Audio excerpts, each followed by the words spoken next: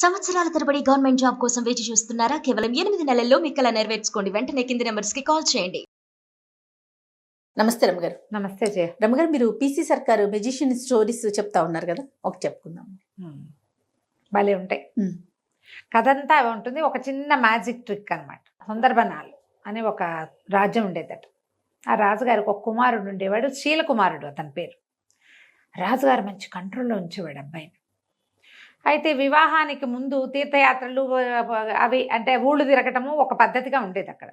పిల్లలు చదువు అయిపోయాక రాకుమారిని బయటికి పంపించేవారు. ఈ శీల్ కుమారుడు కూడా అట్లాగే తను చుట్టూ అన్ని రాజ్యాలు చూసి ప్రపంచాన్ని తెలుసుకోవటం. తర్వాత వివాహం చేసేవాళ్ళు. ఆ తర్వాత ఏం చేసేవాళ్ళు, రాజ్యాధికారం. ముందు యువరాజు పట్టాభిషేకం చేసి రాజ్యాధికారం మెల్లిగా రావాలంటే ఈ లోపల అంతఃపురాల్లో ఉండటము, తర్వాత గురువు దగ్గర ఉండటము, ప్రపంచాన్ని చూసేది అవకాశం లేదు కదా. అవును కదా. అందుకని ఒక పర్యటన అలా తిరుగుతూ ఉండటం. అందుకని చెప్పి శీలకుమారిని పంపించాడు. ఇతను ఈ సుందరబనాల నుంచి బయటికి వెళ్ళి తమకి కొంత దూరంలో ఉన్న ఒక కోసల రాజ్యానికి వెళ్ళాడు. రాజ్యం భలే అందమైందట. కోసల దేశానికి ఒక పెద్ద నగరం, అదేదో చెప్తారు దాని పేరు, జైపూర్ లాంటిది ఏదో, జైపురం. ఆ నగరమే దాని రాజధాని. జైపురం చాలా బాగుంటుందని అందరూ చెప్పగా విని ఈ శీలకుమారుడు ఆ జైపురానికి వెళ్ళాడు. వెళ్తే సరే చాలా బాగుంది. ఆ వెళ్తూ ఉంటే ఒక పెద్ద తోటలు కనపడ్డాయి అతనికి. బయట నుంచి చూస్తేనే చాలా ఆకర్షణీయంగా ఉంది. అందులోకి వెళ్ళబోయాడు. లోపలికి వెళ్ళబోతే తోటమాలి వాళ్ళు అడ్డుకున్నారు. వాకిట్లో ఉన్న వాళ్ళు, సెక్యూరిటీ వాళ్ళు ఉంటారు కదా, ఇది అందరూ వెళ్ళేది కాదండి, మీరు ఎక్కడో బయట ఊళ్ళ నుంచి వచ్చినట్టారు, ఈ ఊరు వాళ్ళు ఎవరు ఇందులోకి వెళ్ళరు, ఇది రాజకుమార్తె శాలిని యొక్క సొంత ఉద్యానవనం, ఆమె తిరుగుతుంది, ఇది మీకు ఇక్కడ కనపడుతుంది కానీ కోటకి అంతఃపురానికి అనుసంధానంగా ఉన్నది ఇది. అంతఃపురం నుంచి రాణి యువరాణి బయటికి రోడ్ల మీదకి రాకుండా ఆ ఒక మార్గం గుండా ఇందులోకి వచ్చేస్తుంది. ఇప్పుడు అంతఃపురానికి అనుసంధానంగా ఉన్నట్టు అనమాట ఇది. ఇందులోకి బయట వాళ్ళు వెళ్ళకూడదు, మగవాళ్ళు స్ట్రిక్ట్లీ నో అండి, కుదరదని పంపారు. కానీ ఇతనికి ఆ లోపల నుంచి వస్తున్న పువ్వుల గాలి, పళ్ళ వాసనలు, ఆ బయట ఉన్న క్యానోపీ లాగా కనపడుతుంది అనమాట, అదంతా ఇట్లా దీనిలాగా కనిపిస్తుంది, చాలా ఆకర్షణీయంగా ఉంది, చల్లగా ఉంది. అక్కడ నుంచుంటే వెళ్ళాలనిపించింది. ఏం చేశాడు, సరే రెండో పక్క అక్కడి నుంచి వదిలి సరేనని వచ్చేసాడు. కాదు కూడదు అంటే వాళ్ళకే తెలిసిపోతుంది, వీడు వేరే మార్గం ట్రెస్ పాసింగ్ చేస్తాడని, అవునులే, సరిహద్దులు దాటేస్తాడని అనుమానం వస్తుంది. అక్కడ సరేనని వచ్చేసాడు. ఇంకో రోడ్డు వైపుకి వెళ్ళాడు. వెళ్ళేసరికల్లా అక్కడ కూడా ఇదే తోట కనపడుతుంది అతనికి. అది ఇక్కడి నుంచి అక్కడ దాకా ఉంది. ఓహో. సరే ఎవరు లేరని చూసి ఇతను ఏం చేశాడు, గుర్రాన్ని కొంచెం అవతలగా కట్టేసి, మాటుగా కాస్త చాటుగా కట్టేసి చల్లగా ఆ గోడ దూకి లోపలికి వెళ్ళాడు. వెళ్తే ఎంత బాగుందో, మన ఊళ్ళలో లేవు ఇలాంటివి అనిపించింది. వాళ్ళ ఊళ్ళో ఏంటి, రాజకుమార్తెలు లేరు, వాళ్ళకి అబ్బాయిలు ఉన్నారు, అబ్బాయే ఉన్నది. అబ్బాయి కోసం అతను వేటకు అడవికి వెళ్తాడు. అతనికి తోట అవి ఎందుకు, ఏవో మామూలుగా తోటలు పెంచారు. ఈ ప్రత్యేకంగా రాజకుమార్తె కోసం అక్కడక్కడ లతానీ కుంజాలు, చక్కా పొదరిళ్ళు, దేనికి దానికి బెడ్స్గా వేసిన గులాబీలు, మల్లెలు, ఇలా రకరకాల చెట్లు, ఇన్ని పువ్వులు ఉండేసరికల్లా ఎన్నో తుమ్మెదలు, తర్వాత సీతాకోక చిలకలు, పిచుకలు ఎన్ని ఉన్నాయో. సంతోషం పట్టలేకపోయాడు అతను. అంత గ్రీనరీ, ఆ కలర్ఫుల్గా ఉన్న దాన్ని చూసేసరికల్లా ఒక ఆత్మానందానికి లోనయ్యి అంతా తిరిగి దొరికిన పళ్ళేవో 4 కోసుకుని తిని, తర్వాత ఏం చేశాడు, పక్కన ఒక చిన్న పొదరిల్లు లాగా ఉంటే దాని మీద ఒక బెంచ్, దాని పక్కన ఆ బెంచ్ మీద కూర్చుంటే హాయిగా ఉంది. కూర్చుని అతని దగ్గర పిల్లని గ్రోబ్ ఉంది, అతనికి ఫ్లూట్ వాయించే అలవాటు. ఈ బోర్డును దోపుకున్నాడు, నడువు కట్టుకునే దట్టీలో, ఆ దట్టీలో నుంచి ఫ్లూట్ తీసి వాయించడం మొదలుపెట్టాడు. కాసేపు అయ్యేసరికల్లా ఏమైంది, ఫ్లూట్ వాయిస్తూ హాయిగా సంతోషంగా ఉన్నాడు. చల్లగా మధురమైన వాసనలు వచ్చే ఆ గాలి పీలుస్తూ అట్లా మైమరిచిపోయి ఉన్నాడు. ఎక్కడి నుంచి వచ్చిందో ఒక నాగుపాము అతన్ని కాటేసింది. అయ్యో. కెవ్వమన్నాడు, గిలగిలా తన్నుకున్నాడు, పడిపోయాడు కింద, మొహం నీలంగా అయిపోయి. ఎప్పుడైతే ఇతను ఫ్లూట్ మొదలు పెట్టాడో, దీనికి తోటకి అంతఃపురం నుంచి యువతలకు వచ్చాక ఇక్కడ కూడా ఒక చిన్న సౌధం లాంటిది ఉంది. రాకుమార్తె ఒక 2 చెలికత్తెలతోటి అక్కడ వచ్చి ఉంది. ఫ్లూట్ వినిపించేసరికల్లా ఆ అమ్మాయి ఎవరా అని, ఎవరు వచ్చారు తోటలోకి, ఫ్లూట్ ఎట్లా వినపడుతుంది, ఎవరు ఏమిటని ఒక దీని దగ్గర గవాక్షం దగ్గర ఒక కిటికీ దగ్గరకు వచ్చి నిలబడి చూస్తోంది. దగ్గరలోనే ఉంది దానికి. ఆ అబ్బాయి గమనించుకోవాలి. చూసేసరికల్లా ఎవరో కుర్రాడి వయసుండి అతనికి వేసే చూస్తుంది. ఉన్నట్టుండి పాము కాటేయటం, అతను కేక పెట్టడం, ఆ అమ్మాయి పరిగెత్తుకుంటూ వచ్చి చెలికత్తెల సహాయంతో ఇతను చూసేసరికల్ కనపడింది. ఈ చెలికత్తెల్లో ఒక చెలికత్తె తల్లి విష వైద్యం తెలిసిన తల్లి. ఆ పిల్లకు కూడా కొంత తెలుసు. ఈ అమ్మాయి ఏమందంటే, ఇది పలానా పామమ్మ, దీనికి వేరు పెట్టి వైద్యం చేస్తే ప్రమాదం తప్పుతుందంటే సాయం పట్టండి అని ముగ్గురు కలిసి అతన్ని లోపల గదుల్లోకి తీసుకొచ్చారు. తీసుకొచ్చి రాకుమార్తె అతను ఇక్కడ ఇందులో ట్రెస్ పాసింగ్ చేసి లోపలికి వచ్చాడంటే అతనికి శిక్ష పడుతుంది. అంతేగా. అతనేమి తన్ను చూడ్డానికి రాలా, ఈ తోట సౌందర్యం కోసం వచ్చాడు. ఆ సంగీతం బాగుంది, రాకుమారుడు చక్కగా ఉన్నాడు. ఎవ్వరికీ చెప్పకుండా 5-6 రోజుల పాటు అతన్ని అక్కడే దాచిపెట్టి వైద్యం చేయించి అతను కోలుకునేదాకా కాపాడింది. ఓకే. కాపాడి పంపించేద్దాం అనుకుంది. కాస్త కోలుకునేసరికల్లా తన ఫ్లూట్ వాయించడము, కబుర్లు, మాటల్లో మెల్లిగా మనసు ఇచ్చిపుచ్చుకున్నారు వీళ్ళు. కోలుకున్న తర్వాత ఇతను, నేను బయలుదేరి చాలా కాలం అయింది, ఇంటికి వెళ్ళిపోతాను అని చెప్పి, నాకు కూడా వివాహ ప్రయత్నాలు చేస్తున్నారు అని తెలుసుకున్నాడు ఆ అమ్మాయికి. నాకు కూడా వివాహ ప్రయత్నం చేస్తున్నారు, ఎట్లాగో ఉత్తరాలు రాస్తారు, మీ దగ్గర నుంచి ఫోటోలు వస్తాయి, నేను నిన్నే సెలెక్ట్ చేసుకుంటా, మన ఇద్దరం పెళ్లి చేసుకుందామని ఆ అమ్మాయికి మాట ఇచ్చి ఇంటికి వచ్చేసాడు. ఇంటికి వచ్చి కొద్ది రోజులు గడిచినాక ఇతను ఈ శాలిని చేసుకుంటా అని చెప్పి గనక చెప్పాడో నాన్న తిరగబడిపోతాడు. వాళ్ళ నాన్న ఈ పిల్లాడిని, కుర్రవాడిని అతనే ఉద్దేశం చెప్పేలాగా కానీ, అతని అభిప్రాయానికి విలువిచ్చేలాగా కానీ, చాయిస్ అతనికే వదిలేయటం కానీ చేయడు ఆయన. చాలా గట్టివాడు తండ్రి. అతను ఆ పద్ధతిలో లేడు ఆయన. ఇప్పుడు ఏం చేయాలని ఆలోచిస్తుంటే రకరకాల పెళ్లి సంబంధాలు వచ్చినాయి. శాలిని ఫోటో కూడా ఉంది అందులో, ఆ చిత్తరువు కూడా ఉంది. అన్నీ చూసిన తర్వాత ఇతను శాలిని ఉంది చెప్దామనుకున్నాడు.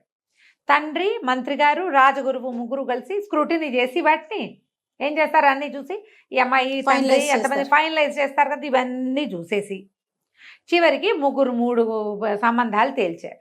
ఆ 3 శాలిని లేదు. ఏం చేయాలో తెలియలా, దిగులుగా అయిపోయాడు.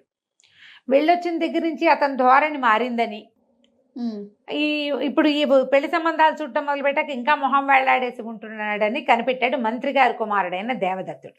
ఓకే. ఏమిటో ఇలా డల్గా ఉన్నావు ఏమిటి అని ప్రశ్నించేసరికి వాళ్ళు ఇంకెవ్వరికి చెప్పలేక ఈ శీల్ కుమారుడు ఏం చేశాడంటే దేవదత్తుడికి చెప్పాడు ఈ సంగతి. నేనేం చేయను, నేనేమో అమ్మాయికి మాటిచ్చి వచ్చాను, తను నచ్చింది నాకు, నా ప్రాణం కాపాడింది, అమ్మాయి చాలా బాగుంది, రాజ్యము వాళ్ళ ఏర్పాట్లు మరీ బాగున్నాయి, మా నాన్నగారేమో తేల్చిన సంబంధాల్లో శాలిని లేదు. అక్కడికి రాజగురువు మంత్రి గారు అబ్బాయిని అడగండి అంటే ఏం పర్వాలేదు, నేనే సెలెక్ట్ చేస్తే మా అబ్బాయి అది చేసుకుంటాడని మొదలుపెట్టాడు ఆయన. అబ్బాయి నేను చేసుకోనని అనలేడు, అందరి ముందు పరుగు పోతుంది తండ్రిది. ఏం చేయాలో తెలియట్లేదు అంటే దేవదత్తుడు అన్నాడు, దానికే ఉంది, మనకి ఓ మంత్రవాది ఒక ఆయన ఉన్నాడు, అంటే ఐంద్రజాలికుడు, అదే మంత్రవాది అని అనకూడదు, ఇంద్రజాలం చేస్తాడు, ఆయన పేరు ఏదో భయంకర్ లాంటిది పేరు, ఆయనతోటి మాట్లాడదాము, ఏదైనా సలహా చెప్తాడని అక్కడికి వెళ్ళి రాకుమారుడు ఇట్లా ఒక అమ్మాయిని ప్రేమించాడు, రాజకుమార్తెనే, కానీ తండ్రి గారు సెలెక్ట్ చేసిన సంబంధాల్లో ఆ సంబంధం లేదు, ఏం చెయ్యాలి అంటే అతను అన్నాడు, సరే నేను చెప్తాను లేవు ఉపాయం, చూద్దామన్నాడు. చూద్దామన్న తర్వాత సరే మంత్రి గారు వీళ్ళంతా సంబంధాలు తీస్తున్నారుగా, ఈ 3 సంబంధాలు ఈ అబ్బాయికి చూపించారు. ఆ అబ్బాయి నేను తేల్చుకోలేకపోతున్నానని చెప్పాడు. తేల్చుకోలేకపోతున్నాను అనేసరికల్లా సరే ఈ 3 తేల్చుకోకపోతే అవన్నీ చూడని మొత్తం పటాలన్నీ పెట్టారు. మాట్లాడపోతే అప్పుడు ఇంద్రజాలికుడు కూడా వచ్చాడు, వాళ్ళు 4 మాట్లాడుకునే చోటు. అట్లా కాదు, ఇప్పుడు రాజకుమారుడికి కంటికి నచ్చడం కాదు, మనసుకి నచ్చాలి. అంతేగా. హృదయ ఫలకం మీద ఎవరి పేరుందో ఆ పిల్లని చేస్తే అతను సంతోషంగా ఉంటాడు, మన రాజ్యానికి అద్భుతమైన వారసులు కలుగుతారు, సంతోషం వల్ల రాజ్యం బాగుంటుంది అనేసరికల్లా మంత్రి గారు పక్కపక్కనే హృదయ ఫలకాన్ని ఎవరు చూస్తారండి అన్నాడు. ఎందుకు హృదయ ఫలకాన్ని చూసేందుకు అవకాశం ఉందండి, మన దగ్గర బ్రహ్మాండమైన విద్య ఒకటి ఉంది, మీరు ఓ పని చేయండి, ఈ వచ్చిన రాజకుమార్తెల పేర్లన్నీ లిస్ట్ అవుట్ చేసి ఒక కాగితం మీద రాయండి, రాజకుమారుడు మనసుకి ఏ సంబంధం నచ్చిందో ఆ అమ్మాయి పేరుని ఆయన హృదయ ఫలకం మీద వచ్చేలాగా నేను చేస్తా, బాగుందిగా అని చెప్పాడు మన ఈయన ఐంద్రజాలికుడు. కొంచెం బాగా ఆలోచించారు. ఈయన చెప్తున్నాడు కదా, ఆయన కొంచెం గట్టిగా పేరెన్నిక కన్నవాడు, ఏదైనా తమాషా మ్యాజిక్లు బాగా చేయగలిగేవాడు, ఒక్కోసారి పెద్ద పెద్ద విషయాల్లో కూడా ఆయన సలహా పాటించారు వీళ్ళు. ఓకే. అందుకని ఈ లోపల మంత్రకుమారుడు దేవదత్తుడు అన్నాడు, ఇది చేసి తీరాలి ఇట్లాగే, అప్పుడే కదా ఇతనికి ఎవరు నచ్చారో మనకు తెలుస్తుంది అని అతను బలపరిచేశారు. కల్లా కుమారుడి మాట విన్న మంత్రి గారు కూడా మరి పిల్లలు కోరుకుంటారు, అది రాజకుమారుడి మాట కూడా ఇదే అయి ఉంటుంది అని ఆలోచించి సరే ఒప్పుకున్నాడు. ఒప్పుకున్నాక ఇతను ఐంద్రజాలికుడు అన్నాడు, ఈ ట్రిక్ ఇది నేను ఈ మంత్రం అందరి ముందు చేస్తా, మనం సభలో చేసి చూద్దాం కావాలంటే, రాజుగారు తిరిగిపోకుండా అన్నమాట. ఓకే. ఆ సంబంధం మనం వద్దనుకున్నామని ఆయన అంటాడేమోనని సభలో చేద్దామన్నారు. సరే, రేపొద్దున ఆ పరీక్ష హృదయ ఫలకాన్ని సందర్శనం. మర్నాడు పొద్దున రాజకుమారుడు వచ్చి కూర్చున్నాడు ఓకే. సభలో. లిస్ట్ అవుట్ చేశారు, ఒక 15 సంబంధాలు రాశారు, పేర్లు అందరు యువరాణుల పేర్లు రాశారు. రాశాక ఏం చేశాడు ఈయన, బోల్డ్ అని మంత్రాలు చదివి రాజకుమారుడి చుట్టూతా ఇట్లా చేసి దిష్టి తీసినట్టు దాన్ని అంటించేసాడు. ఓకే. ఆ కాగితాన్ని అంటించేసాడు. కాగితం అంటించి దాన్ని ఒక పళ్ళెంలో వేసాడు. వేస్తే కాగితం అంటుకుపోయి మొత్తం కాలి బూడిదొచ్చింది. అంతేగా మసి వస్తుంది, మసి కాలిపోతుంది. కాగితం అంటుకుంటే ఎలా వస్తుంది, నల్లటి వస్తుంది కదా. సరే, ఇతను ఏం చేశాడు, రాజకుమారా మీ చొక్కా విప్పండి అని చెప్పి అతను షర్ట్ విప్పించారు. చొక్కా విప్పిన తర్వాత ఈ మసి తీసి రాజకుమారుడి గుండెల మీద ఇట్లా ఇట్లా ఇట్లా ఇట్లా రుద్దాడు. రుద్దంగానే ఒక పేరు ప్రత్యక్షమైంది అక్కడ, శాలిని అనుంది. అని ఆశ్చర్యపోయారు ప్రజలంతా.